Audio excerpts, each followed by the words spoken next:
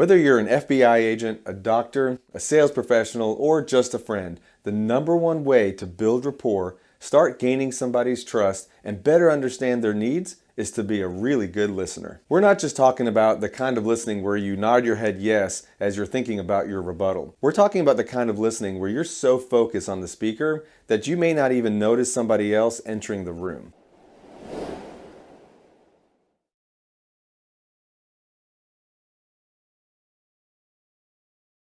In fact, as you're working towards becoming a top sales professional, practicing good listening technique is the most important step you'll make. Experts across virtually every industry use active listening techniques to better understand their clients and gather as much information as possible. To get the conversation started, encourage the prospects to talk about themselves. After all, that's everybody's favorite topic, and the easiest way to start a conversation and keep it going. However, if your prospect doesn't think you're actually listening, the conversation will very quickly start to slow down. Let's touch on each of the 5 commonly recognized steps to active listening. We'll start with taking notes. Professionals know that important information will likely need to be reviewed again or shared with other team members at a later time in order to fully help clients with complex needs. When your client provides important information, she expects you to act on that information throughout the relationship and does not want to have to repeat it. It's your responsibility as a sales professional to take clear and concise notes during all conversations and to update your CRM with critical information on each client. If you're not taking notes, your prospect will subconsciously or consciously reduce the amount of information shared as they feel they're not being heard, or they feel they may have to repeat that information to you or someone else. Some sales professionals recommend asking prospects before you start taking notes. Other sales professionals say that's just a waste of time. The truth is, it depends on your prospect's communication style. If your prospect is a red and is looking to get things done now, there's no need to ask. Just keep things moving quickly and effectively. If your buyer leads with the opposite color and she's a green, asking to take notes will show that you care about her opinion and her comfort level. Additionally, when speaking with prospects over the phone, let them know that you are taking notes as an explanation to the pauses on the phone and/or the sounds from your keyboard. Eye contact. When meeting with prospects in person or over webcam, be sure to maintain natural and comfortable eye contact.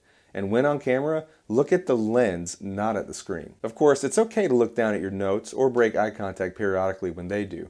However, once you turn your focus to anything else in the room, it's a direct signal to your prospect that you've stopped listening to them, which means they will stop the information sharing. To better show that you're listening and to enhance your connection throughout the conversation, use isopraxism techniques, which is the subconscious mirroring or matching of the speaker's body language. Purposely mirroring or matching someone's body language is known as neuro-linguistic programming, or NLP. NLP was created by social psychology researchers Richard Bandler and John Grinder in the 1970s and is based on observation of body language, speech patterns, and even breathing patterns of interpersonal interactions and how they affect the connection between people.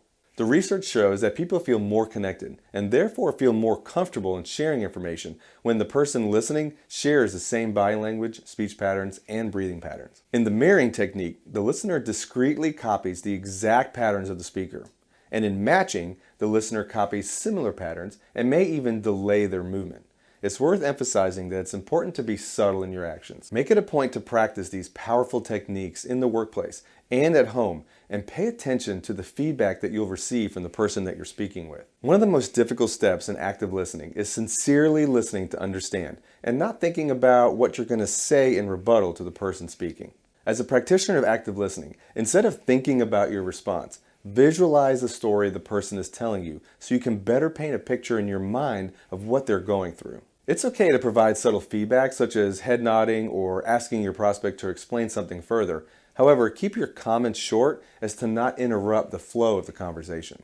It's common for new sales professionals and also for yellow communicators to try and relate to someone by sharing a similar story that they've had. There's a fine line between trying to relate to the speaker and completely taking over the conversation with your own details of the story. Remember, the number one topic people like to talk about is themselves. So if you do have a similar story that might show you can relate to what the buyer's going through, succinctly share your story, and then very quickly ask an open-ended question to get the conversation going back in their direction. Take a look at these examples of a sales professional that shares a similar story but then points the direction back towards their buyer. What a coincidence. I work with a client who recently went through a similar situation. His biggest challenge was handling the influx of customer phone calls. How are you and your team handling that? Or this example, where a sales professional and a buyer are talking about a recent vacation that the buyer took. Oh, I just went to the Bahamas too. It was a great way to relax in the middle of the winter. What'd you do while you were there? Do you have any pictures you can share?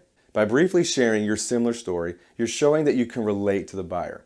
And by quickly asking her a follow-up question about the same experience, you're encouraging your prospect to talk more about herself, which encourages your buyer to share more information with you.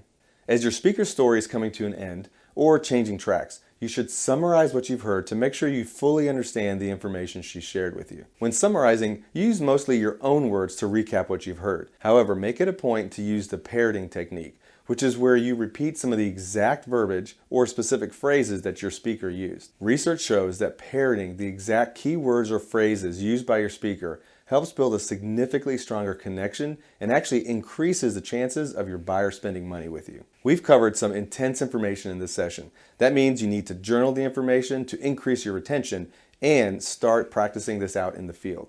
And if for some reason you weren't actively listening, you can always go back and watch the video again. I wish we could do that with our prospects.